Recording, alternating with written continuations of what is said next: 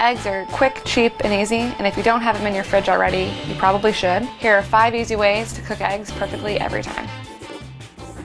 You don't need much for these first 2 preparations. All you need is a good non-stick skillet that doesn't have any scratches on it, a rubber spatula, some salt and pepper, and a good amount of butter. You want to use a non-stick skillet. Eggs are notoriously sticky because of all the protein and a lot of other stuff in there. And you also want to make sure that you're not using any metal utensils on the pan itself. First up, scrambled eggs, one of my personal faves. Scrambled eggs, there's a lot of different ways to cook them. This is the way that we prefer at the Tasty Kitchen. It's a great idea to crack them into a separate bowl first. One, in case you have any big chunks of eggshell in there. If any shell does get into the bowl itself, totally fine. Take an eggshell that you just cracked and use that to go in and get the shell out. While it might seem easier to crack them into the pan and scramble them in there, it's not really a good even way to do it. You'll have some big chunks of egg white, some big chunks of egg yolk. Just trust me, it's an easy bowl to clean. Just throw them in a bowl first and scramble them in there. So instead of adding milk or cream, we just use a lot of butter. You start with about 2 tablespoons of butter, get it nice and foamy in the pan, and when it's pretty much all the way melted, we're gonna season our eggs with a bit of salt and pepper and any other seasonings you want, and then into the pan. We want to keep our heat pretty low here, and we're actually not going to move the eggs at all until we kind of see a little bit of the egg setting on the sides of the pan. When you start to see a little bit of the eggs set, that's when you want to take a rubber spatula and from the outside in, push the eggs towards the center and kind of all around the pan so that all the eggs are cooking pretty evenly. When they're about 3/4 of the way cooked, we're going to do a real sneaky trick here and add a few cubes of butter.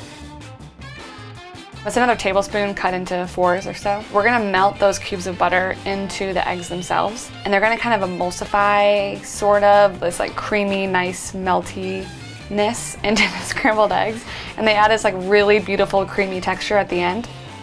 So we recommend taking them off a little bit before you think. The residual heat within the eggs will continue to cook them until they're the perfect doneness. I mean, it definitely takes an art and takes a little bit of time to get the scrambled egg right, but there's just something so good about it. It just kind of like hits all those salty, creamy, fatty notes for me, and I just really, really love having scrambled eggs. The fried egg. I think people are afraid of fried eggs. I don't know, there's like so many different ways to do it. It's like, should the pan be high heat? Should it be low? How do you get that perfect color? We're gonna do ours on a medium heat for the fried egg. So add butter to the pan, add your egg into the butter. So you want it to be hot enough that the egg white is kind of setting when it goes in. Let it start cooking, and you want to make sure that it's not so hot that the egg white itself is like going all over and boiling like crazy. Add just a few drops of water at this point and immediately cover with a lid. And that's going to create a good amount of steam in the pan. So it's going to help cook the egg white without being on such a high heat that the egg yolk will cook through as well. At that point, once it's cooked for a few minutes, you have the world's most picture-perfect egg. Really yellow, vibrant yolk. The white is cooked through. There's none of that weird, like, snotty bit that no one likes, like undercooked egg white. It just takes maybe a minute or 2 with that steam on top, and then you have a picture-perfect egg. I mean, you could Instagram that. There's a million things on the internet of like how to get the perfectly hard-boiled egg. We've tested a whole bunch, and this is our tried and true method to get your perfect boiled egg every time. You want to put them over medium-high heat because you want to bring them to a boil, but you want it to kind of happen slowly. So similar to potatoes, we're doing this because we want them to cook really evenly. We don't want the outside to cook before the inside can. Once it's at a rolling boil, you want to take it off the heat, cover, and set your timer. Between 4 and 16 minutes, depending on how you like your yolks cooked. And then once they're cooked to your liking, you want to immediately take the eggs out and put them into an ice bath. That's going to stop the cooking right away to make sure that your yolk is going to be cooked to your preference.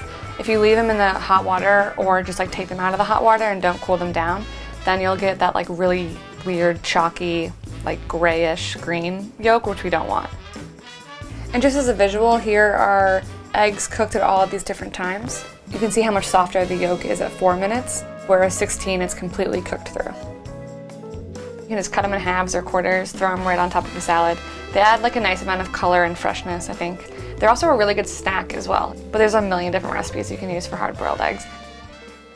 Poached. All right, so for poaching eggs, which I honestly don't think is too scary, you want to use a big pot of water. There's just like more room for the egg to kind of move around, and you want to make sure that your pot of water is, I know this sounds crazy, but like at a hard simmer.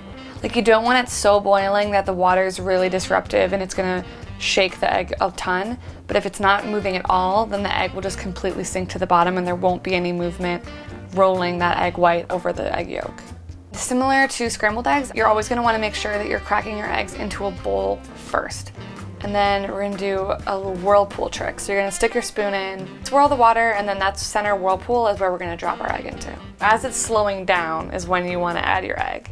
If it's still going too heavy, if the whirlpool's too fast, then the egg's just gonna be like, whoa.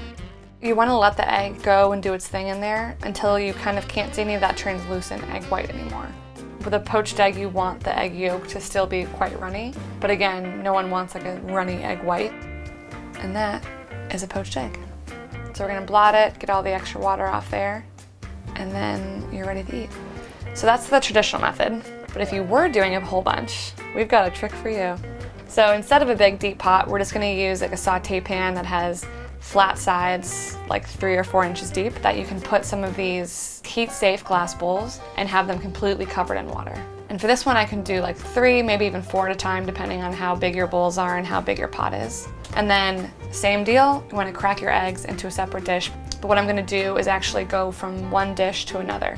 And what that bowl is gonna do is it's gonna keep the egg contained in that space. This is cool because you can get a nice rounded shape every time, but it's gonna look a little bit different than your classic poached egg. If you're just doing this for your friends and family at home, I don't think anyone will mind. It'll still taste the same. It's easier for you to do a whole bunch of them. And then it's a little less intimidating way to approach poached eggs.